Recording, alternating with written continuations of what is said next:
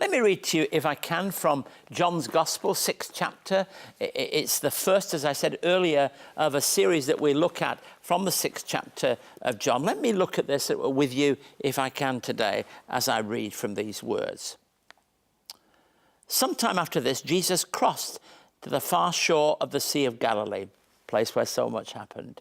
That is the Sea of Tiberias. And a great crowd of people followed him because they saw the signs he had performed by healing the sick.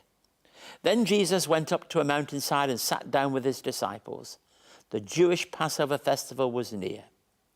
When Jesus looked up and saw a great crowd coming toward him, he said to Philip, "Where shall we buy bread for these people to hear? And where will they be able to eat?" He asked this only to test him, for he already had in mind what he was going to do. Philip answered him, "It would take more than half a year's wages to buy enough bread for each one to have a bite." Another of his disciples, Andrew, Simon Peter's brother, spoke up. "Here is a boy with 5 small barley loaves and 2 small fish. But how far will this go among so many?" Jesus said, "Have the people sit down." There's plenty of grass in that place, and they sat down. About 5,000 men were there. Jesus then took the loaves, gave thanks, and distributed to those who were seated as much as they wanted. He did the same with the fish. When they'd all had enough to eat, he said to the disciples, "Gather the pieces that are left over, let nothing be wasted." So they gathered them and filled 12 baskets with the pieces of 5 barley loaves left over by those who'd eaten.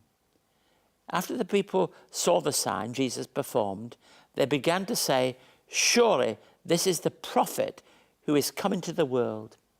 Jesus, knowing that they intended to come and make him king by force, withdrew again to a mountain by himself. Jesus Christ as the bread of life. Jesus feeds a large crowd of people, around 5,000, using the lunch of a small young boy. It causes such a reaction amongst the crowd that they want to crown him as their king. Well, who wouldn't? Something quite amazing happens. People want to respond and do something that is quite outstanding for him.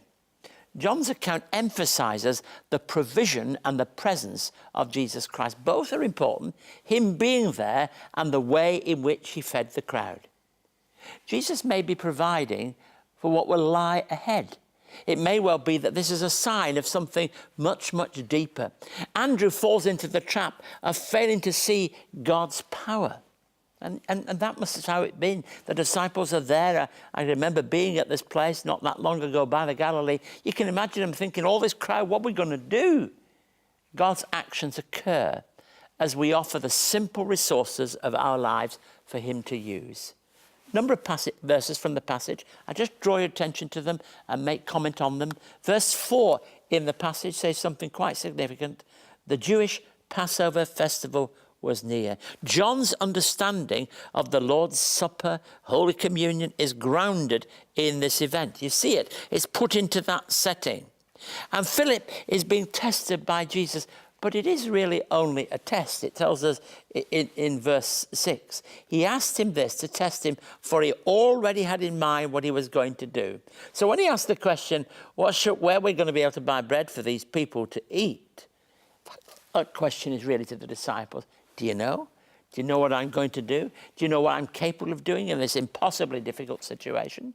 And in verse 9, from a very small beginning to such an amazing result. Here's a boy. It tells us, some translation says, here's a lad. Here's a boy with 5 small barley loaves and 2 small fish.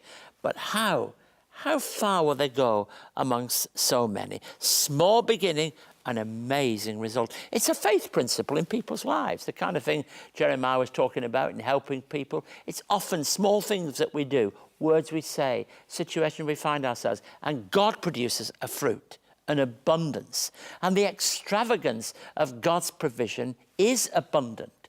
God provides for us over and above anything we can ask or imagine. We read in verses 11, Jesus took the loaves, gave thanks, distributed. You can see there the communion sense, can't you, that's repeated elsewhere, and distributed. All those aspects, taking, giving thanks, distributing.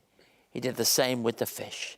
It's all a sign of what God is able to do for so many people. Those disciples who would be there, who saw these great things, must have said to themselves many, many times after death and resurrection, do you remember how he fed the crowd?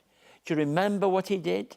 And every time that they share in that communion, they're surely going to think about that occasion. And it demonstrates for me the words of perhaps the best known of all Psalms in the Old Testament. We read quite clearly in Psalm 23, my cup overflows. God is able to do more, and he's able to do more than we ever imagine. And what he did for 5,000 people is what he's always doing in difficult and impossible situations. My cup overflows.